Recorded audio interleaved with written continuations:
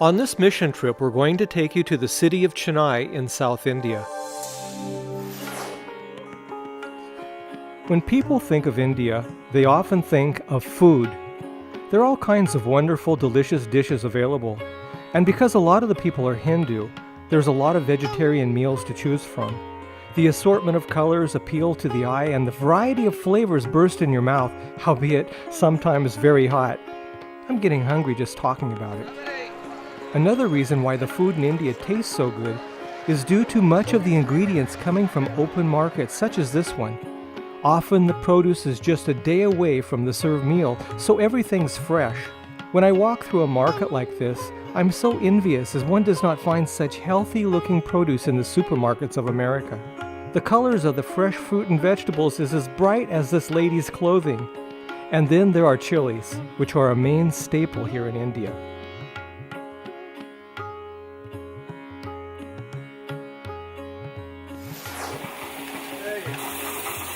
Indians take great pride in their cooking. Their cultural dishes are seen around the world.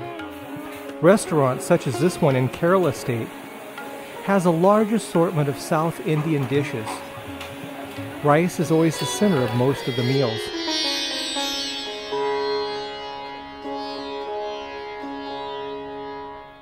The owner of this restaurant also doubles as a priest.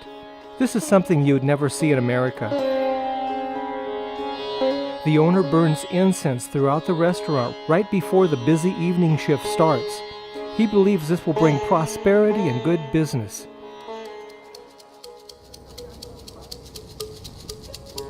Pastor Johnson and I got into our auto rickshaw with our driver Ravi to go see how the Bible workers sponsored by Layman Ministries are doing.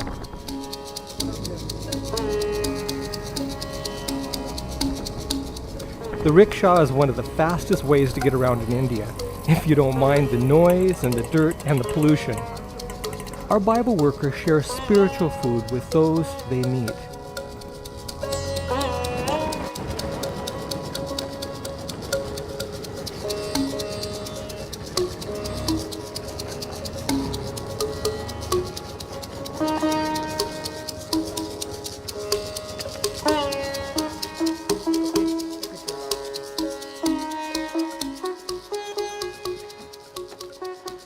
Today we're going to go look at a group Bible study that the Bible workers are having here. And they've been meeting here. Do you know how long they've been meeting at this place? Last 1 year. A year? Yeah. And so this is just a small group of part of the friendship ministry you were telling me about. Right. It'll be interesting to see what they're doing.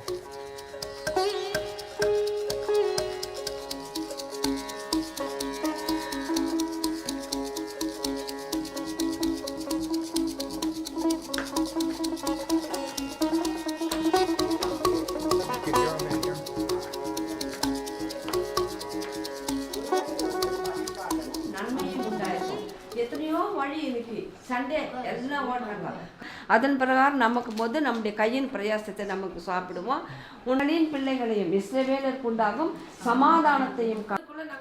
Our Bible workers have small group meetings like this in many places throughout the city of Chennai. Prayer is a big part of these workers' ministry. These groups are formed by contacts made from going door to door. This is a small group, but in some places they have up to 20 people meeting in someone's home. Much of the work is also just a one-on-one basis. These ladies take turns sharing their testimonies on how they came to Christ and what was currently happening in their lives. These ladies pray together and support each other. Our Bible workers went and knocked the door and they prayed earnestly for her job. Now she got a job, she is going for the job.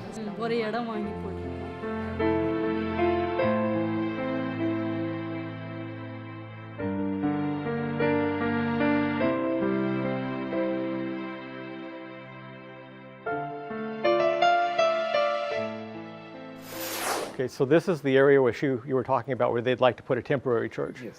And I think that some of our viewers have probably seen over the years on our television programs where we've taken you to temporary churches is what they call it, right? Yes. That are on top of roofs like this, and they put up either a thatched roof or a metal roof, and then they have church service for maybe 25, 50 people at the most. Yes. And then what's the next step in the process? After that, maybe depends upon our finance situation. We'll purchase a property and we'll build a church. Yeah. And in this area here, how many churches have we established? Any at all? Or is In this this- a new unentered territory? In this, around this area, we have so far entered into 15 unentered territory we have entered around this area. In temporary churches in those areas or And established? We have temporary churches 4 and we have built 8 churches in this area. Wow. And what does it cost to build like a temporary church just to put a roof on a building like this? It is $1,000 US. About $1,000, huh? And then they use that for maybe a year, 2 years until they can establish Yes, you a are full-grown church. It's one thing about Pastor Johnson and the Bible workers. He runs a really tight ship, you could say. He's really firm with the Bible workers, but very loving. And they have strict accountability about what they do every week, how many hours they put in, where they're at. Every Monday they have a kind of a staff meeting where they come together. These Bible workers with our group, we monitor everything they do very closely. We know what they're doing, we know where they're at, and we know that they're working. And besides that, they have a real heart for the work, don't Yes. they? Yeah, they do it because they really want to do it. They have a passion. A passion for it, yeah. So where are we heading next? Yeah, next we are going to have our Bible workers entering into a new homes and giving the Bible Like study. going and actually knocking Yeah. on the doors and getting Bible interest? Yeah. Okay.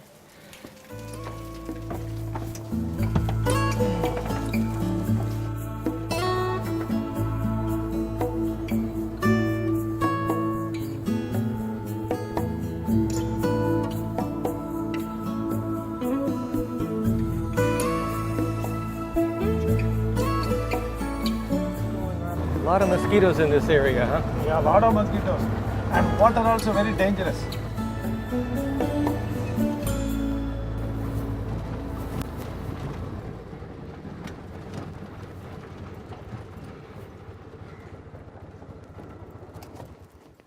The Bible workers are working in this area right now?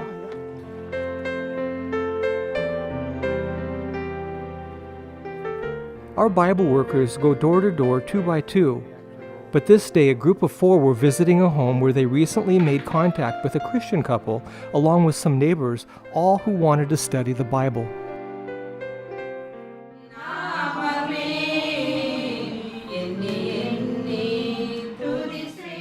I had a chance to meet the people whom recently started Bible studies. They shared with me what happened when the Bible workers first came to their door a few weeks earlier.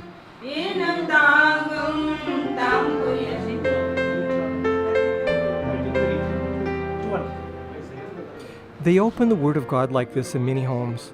They never know what faith the people might belong to. Sometimes they can be Hindu, Christian, or even Muslim. A few days earlier, this couple was reading a Bible verse, Revelation 3:20, that says, "Behold, I stand at the door and knock. If any man hear my voice and open the door, I will come into him and sup with him and he with me."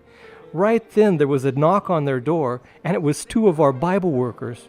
First step in the process of what the Bible workers do, they follow this verse he was just sharing in the Bible, is knocking on the door, and then if the people open the door, they come in and they eat and they sup with him and they share the Word of God. So that's the first step of what the Bible workers do.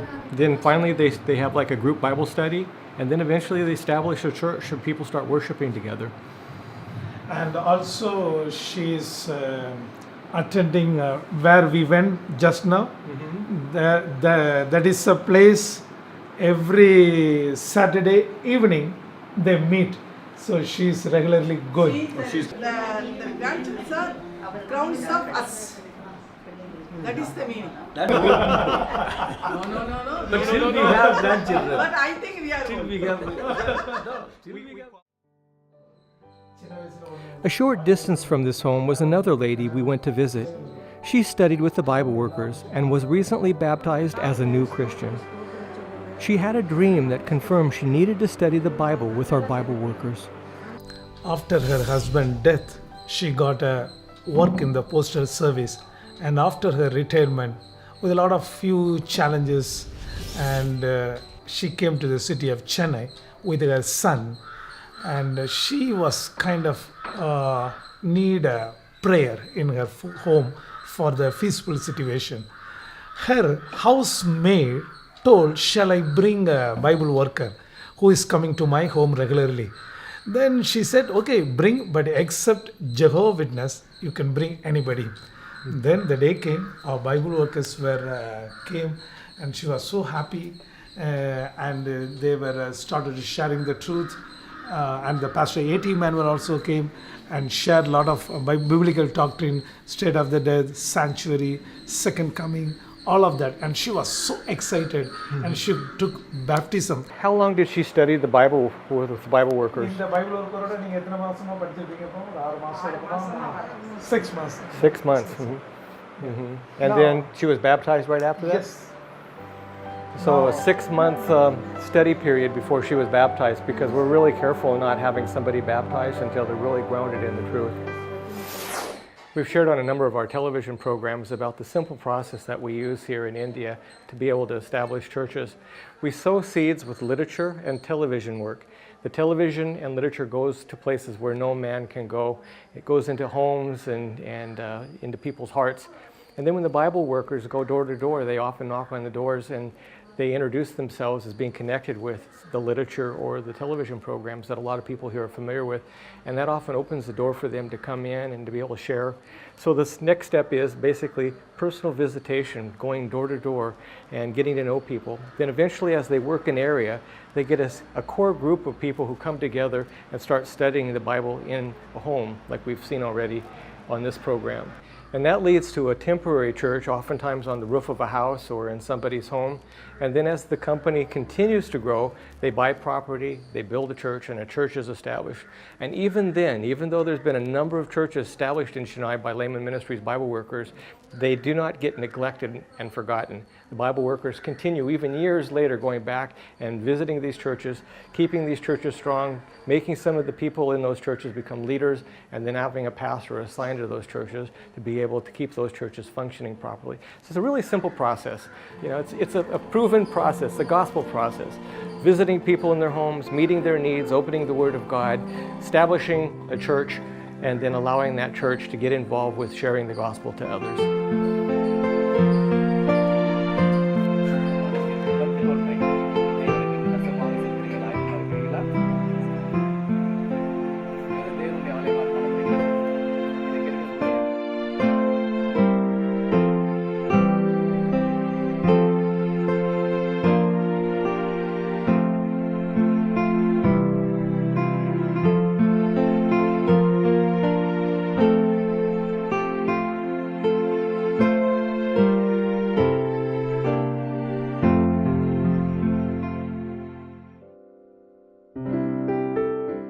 Every year when we come to India, we have group meetings like this with our Bible workers and overseers. But they also have staff meetings like this every Monday morning to outline their work for the week. These Bible workers often travel great distances to work areas of the city. They have a heart for the work and love to share the bread of life with those that hunger and thirst. Many of them have worked with Layman Ministries for years and are our friends as well as our co-workers together with Christ. We met a man. This man was an alcoholic. I guess Ruby and Christy are whipping up some Idlis in Ruby's kitchen, so let's go in and check it out. This morning, we're in Ruby's kitchen, and we're going to make what's called sambar and idli. And to begin with, there are basically 3 ingredients that are used in idlis. Idli is spelled I-D-I-L-I, not like the country.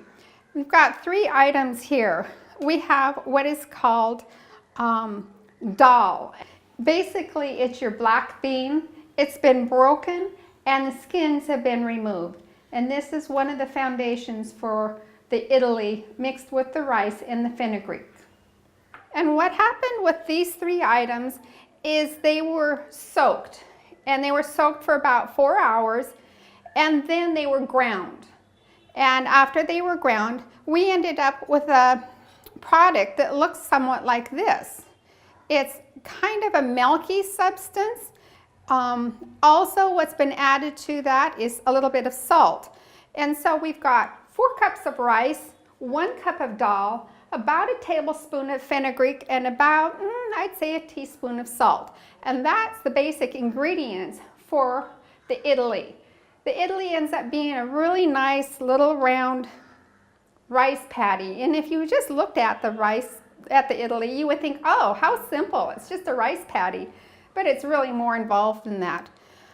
The idli is often served with something that's called sambar, and it's like a delicious kind of soup. And it has in it the dal, once again, and this is a little bit different. This one is actually like a gold lentil. It has tomato in it, onion and garlic. It has curry in it, and this is a point I really want to make. This is the curry that's used in India. It's the leaf curry. Many times in the States, when people make Indian food, it's a ground curry and it really has a different flavor to it. So this is a key element to making authentic Indian food. And the other ingredient that is the mustard seed. I had no idea that that was what those little black things were. All this time I thought it was little black peppercorns, but it is a mustard seed and it adds a really nice unique flavor. Tomato is added to that and it just makes a really nice type of gravy that goes over the idli. Okay, the next process in the making of idlis is this boiler, and it's real interesting because it has about this much water in it, and it has these little trays on the top. I'll kind of lift it up so you can see. Hot. So we're going to wait for the water to boil, and then we're going to dip the idli mixture into each one of these like little muffin pans, and it will steam the idli.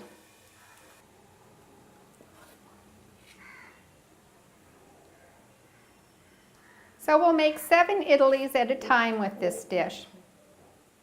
Yes, sir. And now do we cover it? Okay. Okay, we're going to take out the idli now. You put a little water on there.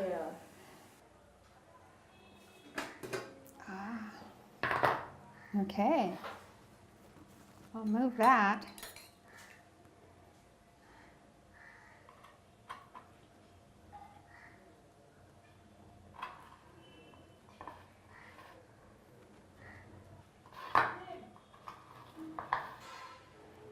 See, you keep dipping the spoon so that it doesn't stick. Yeah. Okay. We're ready to eat our idli. And we've got it here on the banana leaf, which is a very traditional way to eat the breakfast. Okay.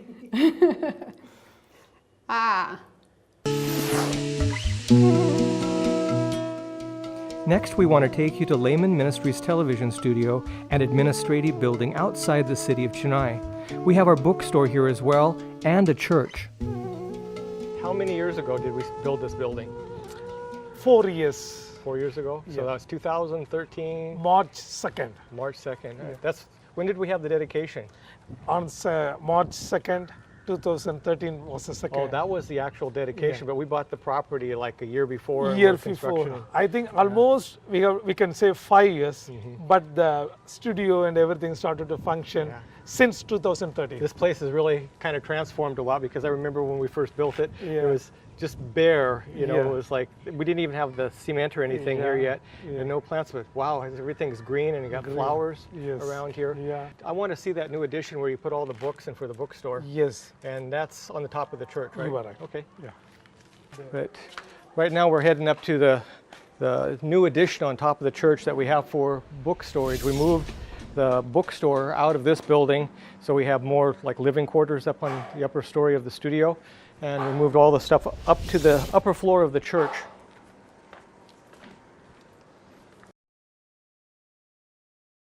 Nice room. It's tradition in India, you have to take your shoes off whenever you go inside of a room.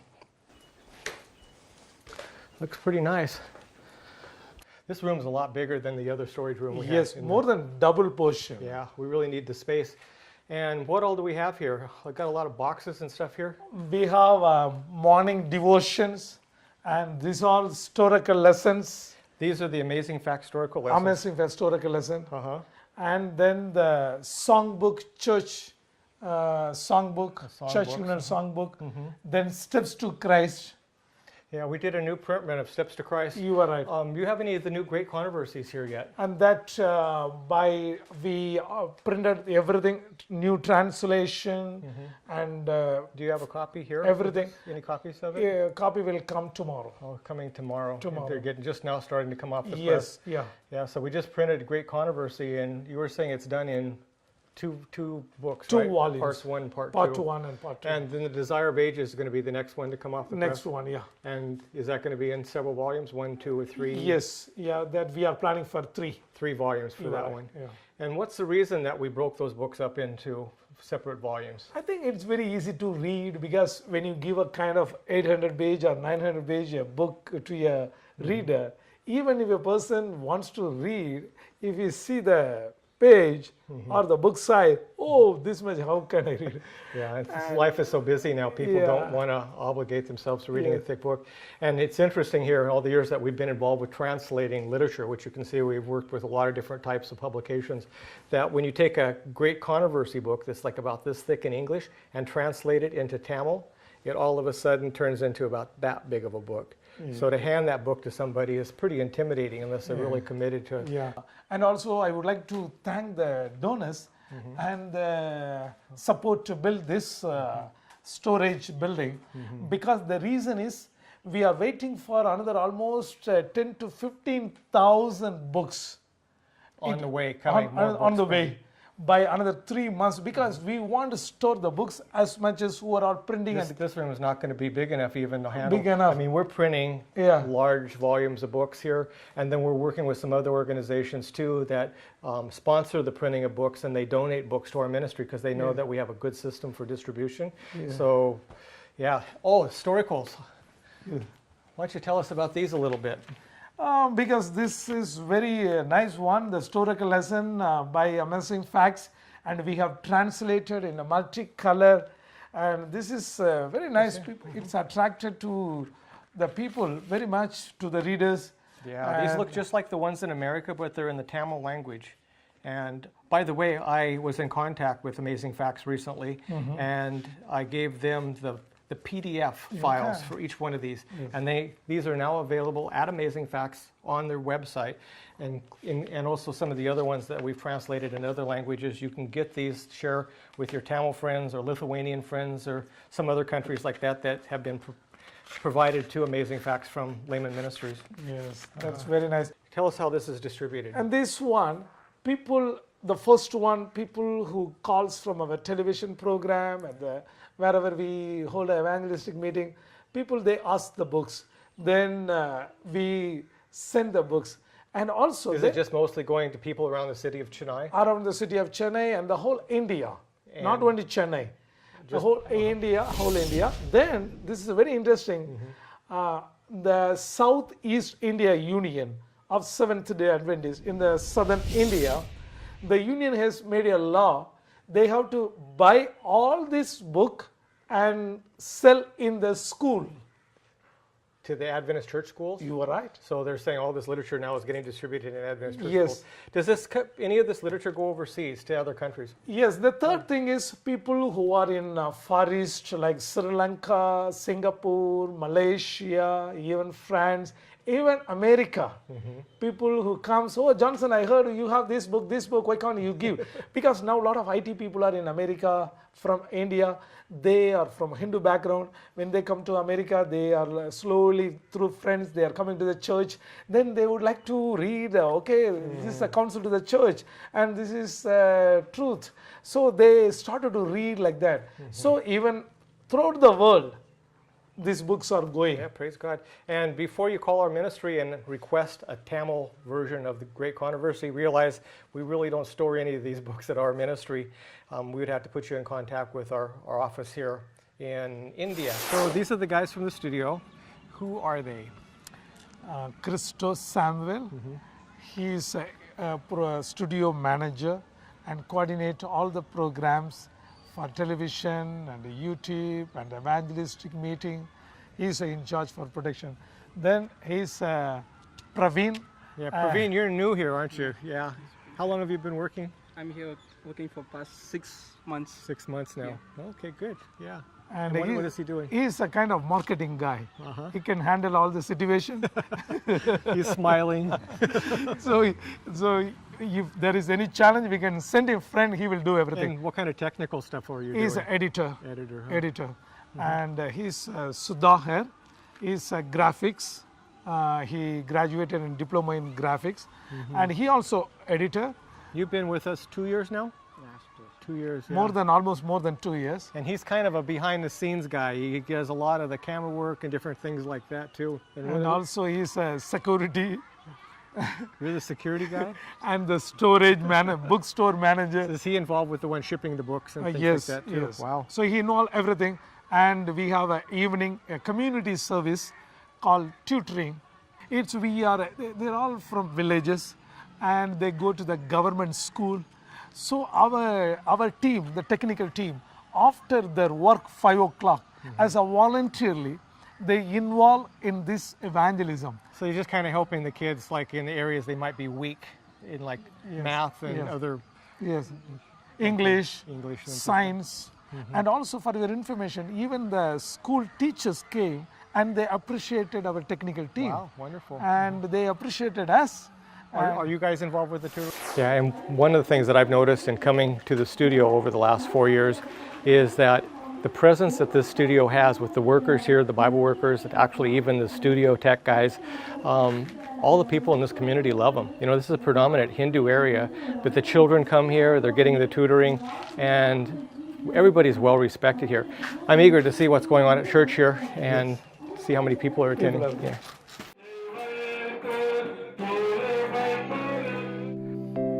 Across India, Layman Ministries is sharing the bread of life. Just as we have a need for physical food, there's a hunger for spiritual food. Become a team member with us by your prayers and support.